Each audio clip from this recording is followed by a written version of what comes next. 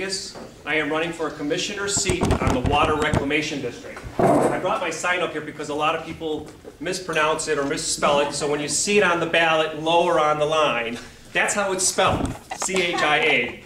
It got butchered a little bit earlier, but it's Paul. It's Paul Chialdikas. The Metropolitan Water Reclamation District, also known as the MWRD, represents 883 square miles of Cook County.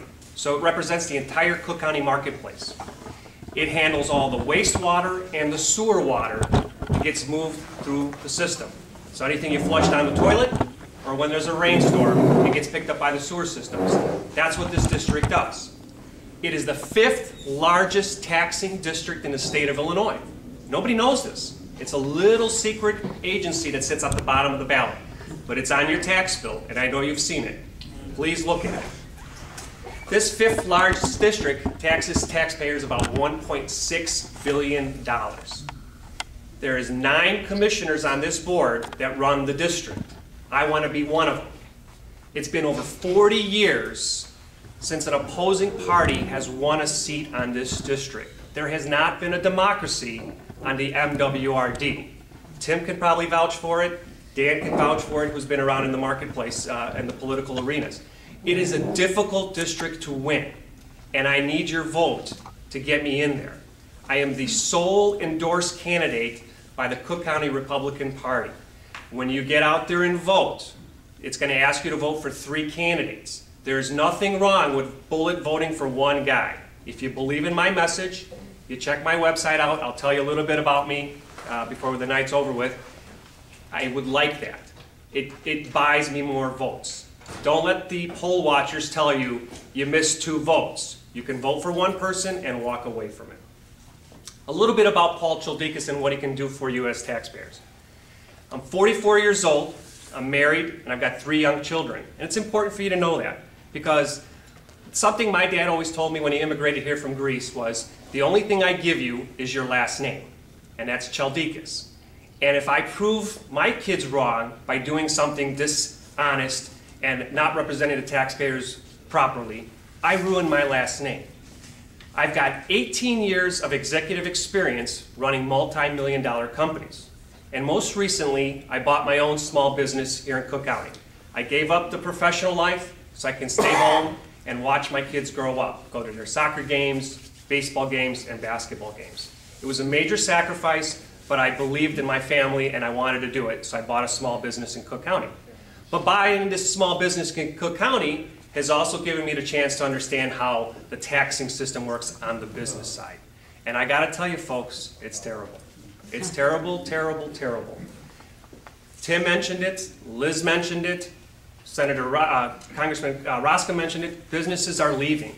And I'm right on the fringes of Cook County and Will County. I gotta tell you, it looks a lot more attractive on the other side. I wanna fight to get in this district and get fiscal responsibility back in play.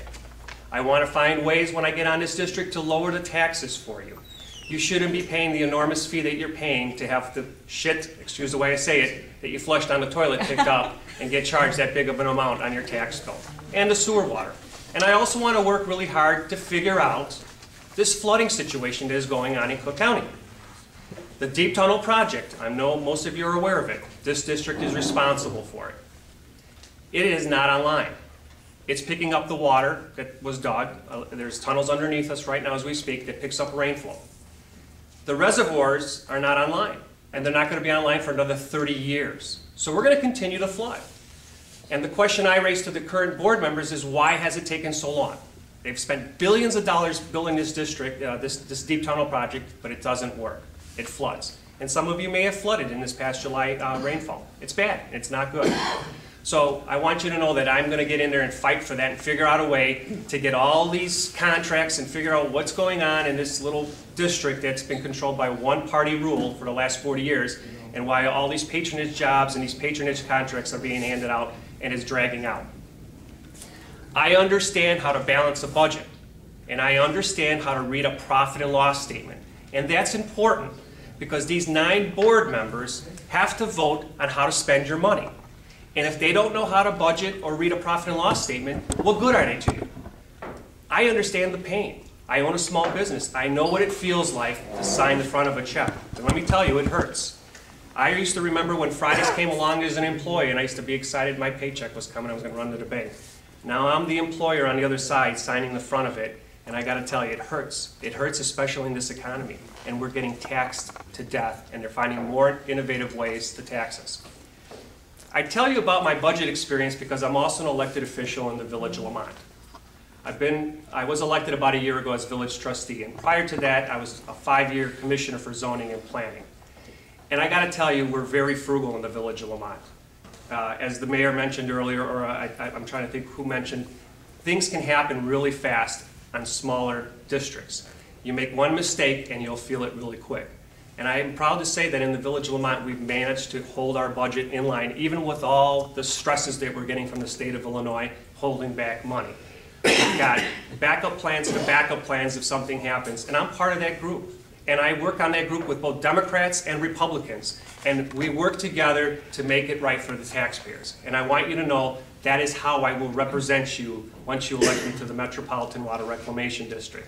Does anyone have any questions? Come on, somebody's got to ask me something about the MWRD. One question, the voting, just so as we go from door to door.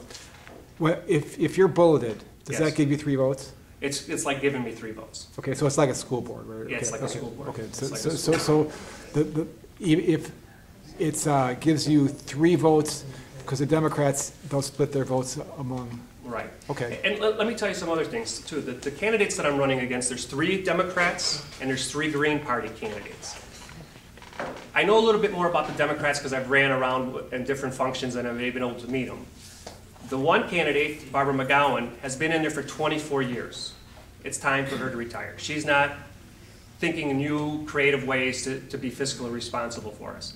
There's an incumbent, Mariana Spirkopoulos. She just got appointed a year ago. We both fought for the same seat. And for those of you that read the Tribune article about Quinn receiving donations, her father was the gentleman that basically contributed to his fund 2 weeks after she got the appointment. I fought for that appointment through Senator Christine Radonio through the professional way. My professional resume is 3 pages long. It exemplifies good business skills that is needed on this district. So that's the second candidate. And the third candidate is a gentleman that nobody knows anything about, but he's a state lobbyist. His name is Michael Alvarez. And Michael Alvarez was an Obama staffer from when he was here in the state of Illinois, and he's also a state lobbyist. And if you visit his website states that he can get you in front of any elected official in the state and federal government. But I got to tell you, I find that as a conflict of interest when you're a lobbyist representing a $1.5 billion, $1.6 billion district, and then representing the taxpayers with their money. There's a conflict of interest there when it comes to spending.